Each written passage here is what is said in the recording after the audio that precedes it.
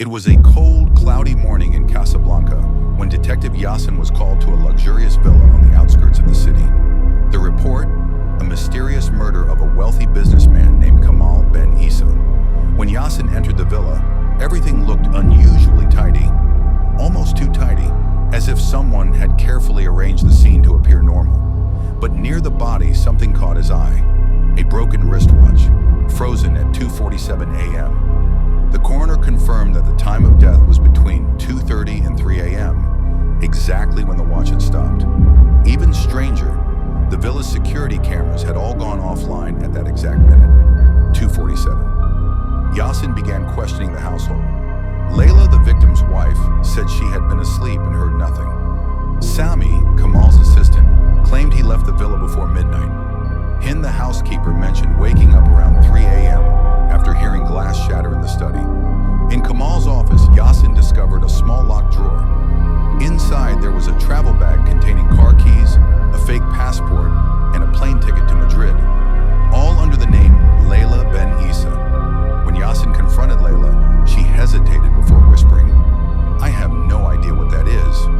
Maybe it belonged to his business." He didn't believe her. Later that day, the forensic lab called. "Greater than detective, we found another set of fingerprints on the broken watch. They belonged to Sami." When Sami was brought in, he denied everything. But Yasin showed him footage from an external camera. A car entering the villa gate at 2:46 a.m. Sami's car. Sami broke down and said, "Yes, I was there.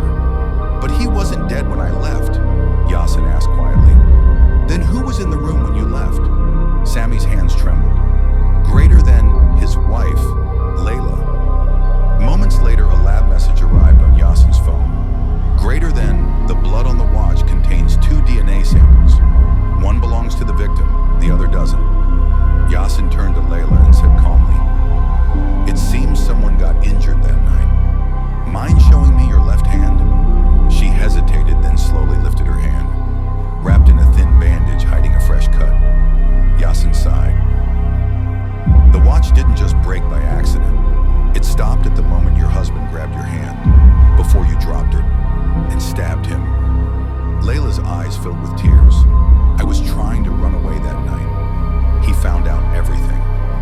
I had no choice." Yasin closed his notebook. "Greater than, in murder cases, there's no such thing as coincidence. Even a broken watch tells the truth."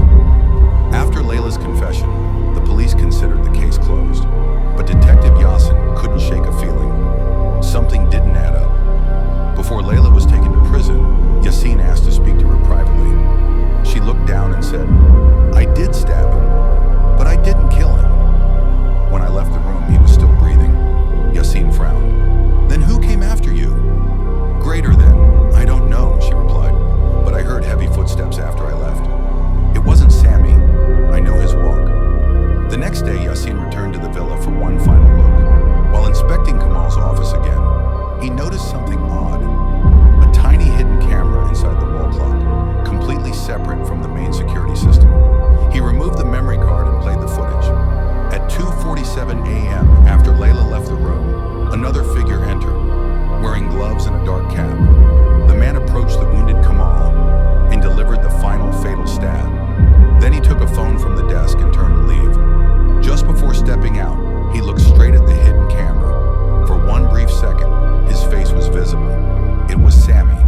When Yasin confronted him with the video, Sami froze, then whispered, "It's not what you think.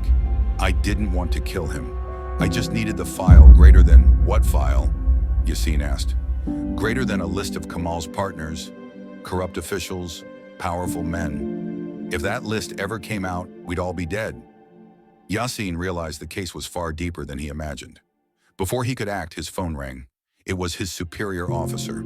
"Greater than Detective Yasin, drop the investigation. That case is closed." By higher orders, Yasin hung up slowly. "Greater than closed, but not solved." That night, as he sat alone in his office, a brown envelope slid under his door. Inside was a single sheet of paper. In bold, handwritten letters, it read, "Greater than, be careful, Yasin. You're next."